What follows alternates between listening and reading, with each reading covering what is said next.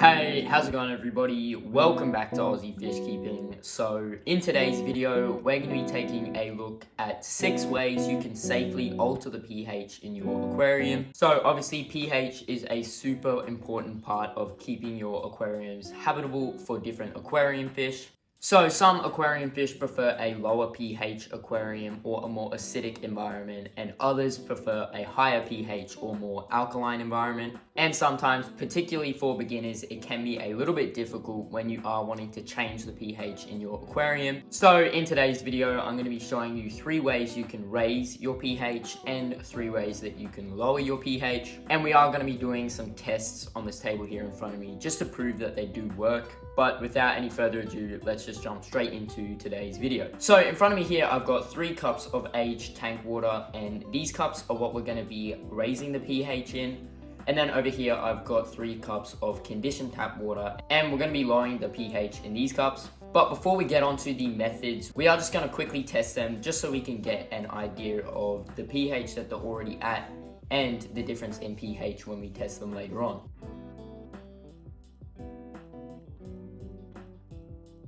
Alrighty, so I let the test sit for a little bit just because I wanted to get the most accurate test I possibly could. So I've got the card here that we can compare them to, and we'll check this one first.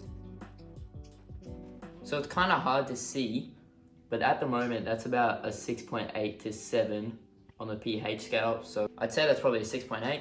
And then as for the tap water, this looks super alkaline and it's probably about 7.5. But now that we've got that out of the way, we can just jump in with the methods. So first of all, we're going to start with lowering the pH. Okay, so in my opinion, I definitely think that lowering the pH of an aquarium is a lot easier than raising it. And we're going to start off with my favorite method, and that's using botanicals.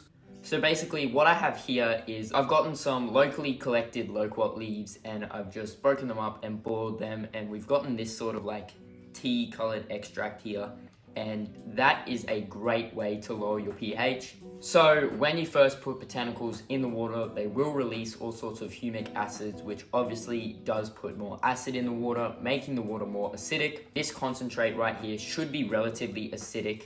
So basically all we're going to be doing is just pouring in a little bit of this.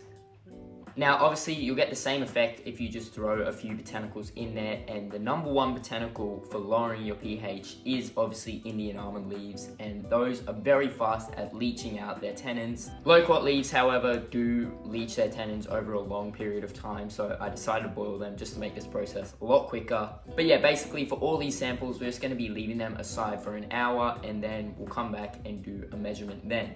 Moving on to the next method of lowering your pH, it's going to be doing a water change with rainwater. So it's been raining here today, so I've just collected up some, like, I guess you could say raw rainwater. I haven't treated it or anything. So rainwater is obviously quite an acidic form of water, and it is a great way to lower the pH in your aquarium. So basically, once again, we're literally just going to be pouring this in there. There's no real fancy way of doing it, but we're just gonna leave that for an hour, just like the tannic water, and we'll come back and test it. Okay, so the final way, I don't know if I really trust this way too much. I've never done it personally, and I prefer the other ways a lot better. But the final way is using small amounts of distilled white vinegar. So right here, that's exactly what I have. I have a little bit of white vinegar, and pretty much the ratios you're gonna wanna use this at is about 1 ml per gallon. Although I'd probably recommend using around half or 2/3 of a ml per gallon, just because, I don't know, something about the vinegar, it doesn't seem right putting that in your fish tank to me. But I have read a lot of reliable sources that say it is safe, so we are going to be testing that as well. So obviously this isn't a gallon, so I'm probably only going to put like 2 drops in here. So now we're just going to leave that for an hour as well, and we'll move on to raising the pH. Okay, so like I said before, raising the pH is a little bit more difficult in my opinion, although it definitely can be safely done. So as for the first method, we have some just regular conditioned tap water. So obviously, as you just saw when we tested the tap water, it is a very alkaline form of water. So basically, you're not just gonna wanna add this, and you're probably gonna wanna do more of like a 20% water change to lower the pH. So we are gonna take a little bit of water out of this, and then we'll just replace that with our conditioned tap water. So once again, we're going to leave this aside with the rest of our samples, and we're going to come back in an hour to check on it. Okay, so this right here is going to be our second method of raising the water, and what this is it's basically just like a little sack of crushed coral. So what I did is I just got some coral, which I collected from the beach. I put it in a small rag and I crushed it up, and then I put it inside of like this little sack and zip tied it. So dried coral obviously has a lot of calcium carbonate, which can definitely raise the pH quite fast in your aquarium. And the reason I did just put it in this is because I didn't want like little bits getting all through the water, but you can definitely just throw it straight in there. It shouldn't harm your fish whatsoever. So we're literally just gonna throw this straight into the water. And yeah, I guess we'll just leave it in there for an hour. Okay, so as for our final method of raising your pH, it's actually a super simple thing, and that is aerating your water. So basically the principle behind it is aerating your water obviously keeps all that carbon dioxide out of your water, and it pumps your water with oxygen. When you have a lot of stagnant water, there can be a lot of carbon buildup, which does make your water more acidic. So by putting in an air stone and pumping oxygen into your water, you should find that your pH is raised. So literally all we're going to be doing is leaving this in the water for an hour.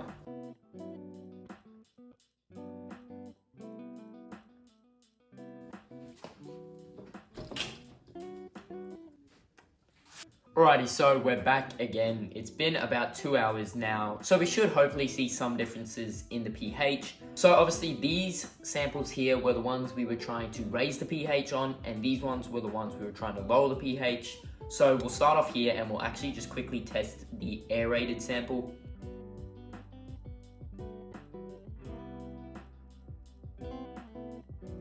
Alrighty, so I've let all the water samples sit for a minute, and just by looking at them, it does look like we've had quite a large change. So obviously in the beginning of the video, when we first tested, all of these samples were at around 6.5 to 6.8.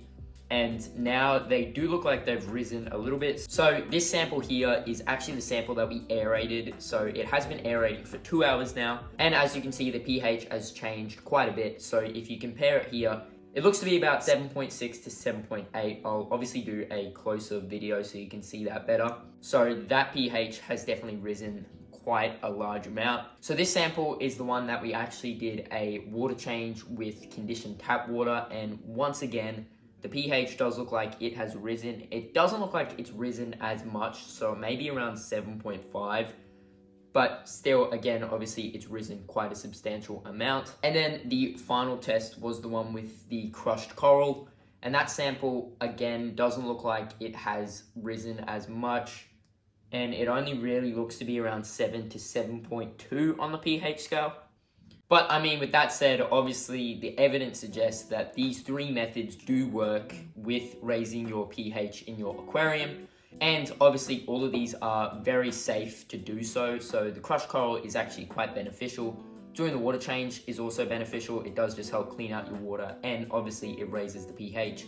And the aeration, obviously having a lot of oxygen in your water, is once again beneficial for your fish. So now that we've proven all of these theories to be correct, we'll now go and test the other samples. Okay, so these three samples here are the ones that we tried to lower the pH in. So obviously we have the one where we added the tannic water, we have the one where we added the rainwater, and then we have the one which I'm not too sure about, and that one's got the vinegar in it. So now we'll just quickly test all these, and then I'll get back to you guys when I have the results.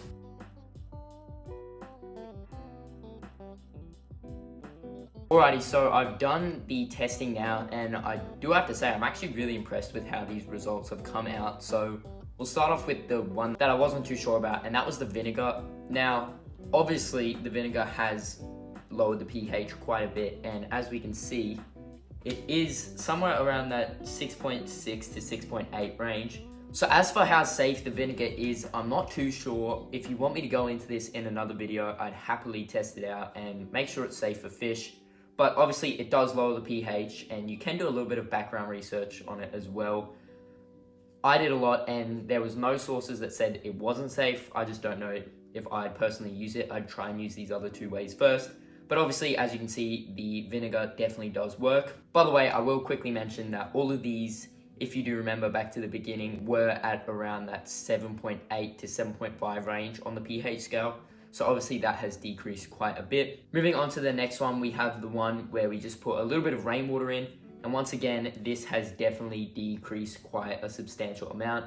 So now it's around the 7 to 7.2 range. So the pH of rainwater can fluctuate quite a bit depending on where you live, but obviously here in Australia, it's relatively clean and it is pretty safe to use in your aquarium. But yeah, the rainwater definitely does work at lowering your pH as well. And then onto the final one, I'm actually kind of surprised about this one. It didn't work as well as I thought it would.